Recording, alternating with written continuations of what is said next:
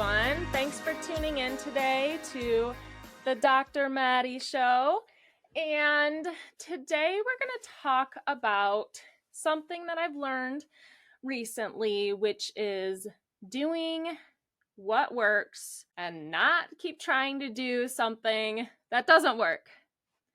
Okay, so in business, I see this a lot. I'm not trying to just give a lecture here on what's right and what's not right, but we do need to actually do what's working and spend our time and energy on things that's working.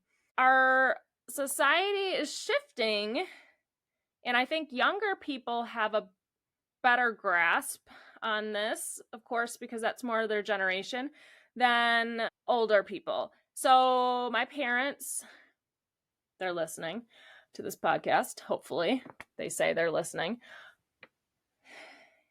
In that day and age, time leads to money. The more time you spend in school, the more time you spend working directly results in more money. Now, the younger people are realizing that it's actually not time that leads to more money. It's ideas and expertise that lead to more money. And time actually isn't what equals more money. And that's a good thing, because we realize that just putting your head down and spending more time on something isn't necessarily going to lead to a better result. Now, you still want to give your effort, but we have to be smart where we're spending our energy. One of the topics I'm obsessed with is social media, and I see this. This is a big misconception right now with pelvic health business owners, is that I need to post every day.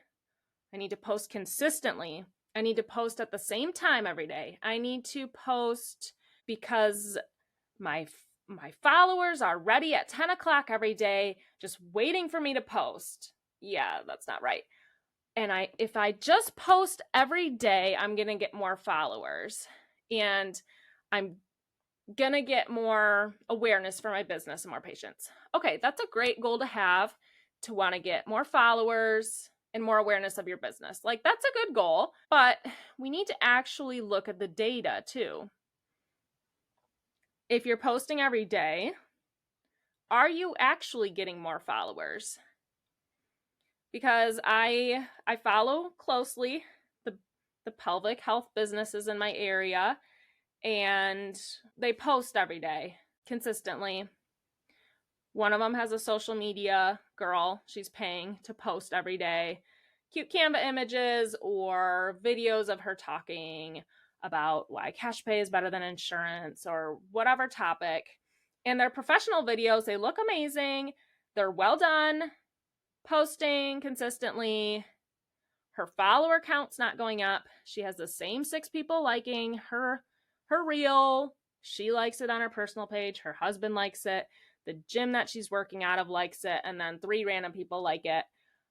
So I guess for that, you do need to look at your data. Is that time and energy, if you have a social media person, well spent? If you're not growing followers and you're not getting more likes, and maybe you are getting a few more followers, but even if you didn't post, you are still going to get just gradually some more followers. That's just how social media works. So what I'm trying to say, especially right now, social media changes constantly. So the old rule about posting every day at a consistent time, your reel needs to be this length, that's not going to get you more followers. And if it is, keep doing it, but look at your data and make sure it is. So what we're doing, we used to do that. We'd post 5 days a week. I just couldn't handle the 7. We did 5 days a week. We did get more followers. We'd post a good reel. We'd get 1,000 followers in a day. Like each day, another 1,000 followers. But social media has changed recently, and I don't know if you guys feel it, But if we post every day, we don't get more followers. If we post an amazing reel, we maybe get some more followers, but not many. So I look at that data and say, okay, this is no longer time well spent. Now we post about 2 to 3 times a week. And my intention with this is not to get more followers, because that is not how you get more followers right now, from what I can tell. So we post 3 times a week because right now a lot of social media is pay to play. So when people click on our paid ads, if they're not sure if they want to take us up on whatever we're offering, they're going to go to our social media page. And if we haven't posted in 3 months or 6 months or a year, they're going to think, oh, they're not in business anymore, so I guess I'm not going to go there. So that's the reason we still post weekly, a couple times a week, because we want people to know we're alive and well, but we also are not spending our time and energy and resources toward posting anymore, because we found, at least for us, that's not fruitful anymore. So I think it's just important to see what's working and really analyze it. You can run your own data on your stuff, and it doesn't have to be elaborate. If you're posting for a couple weeks, 5 times a week, every day, and you're not getting more followers, that's enough data to tell you, okay, let's work on something else that's going to help yield the goal that I want. And if maybe the goal is more followers, we might need to think outside the box. Maybe it isn't posting. Maybe it's what I always say, for getting patients for free from social media.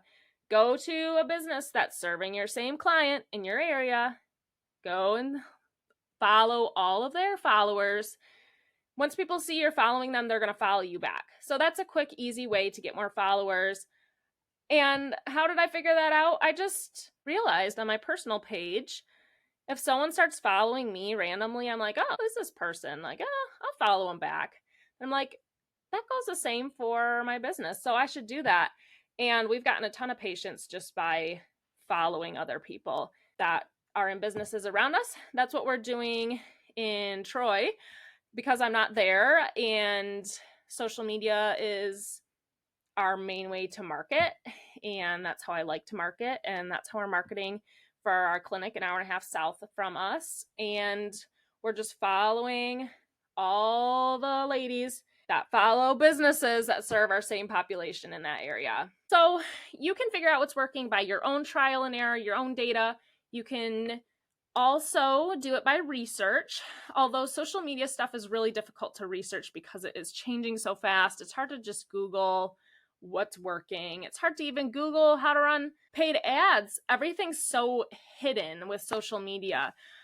And then the last way you can figure out what's working is to see what's working for other people. Who else is successful? Who else is doing the goal that you want to achieve? And that's just smart as a business owner. The pelvic health clinics near us, they start running ads, literally same ad script as what we have.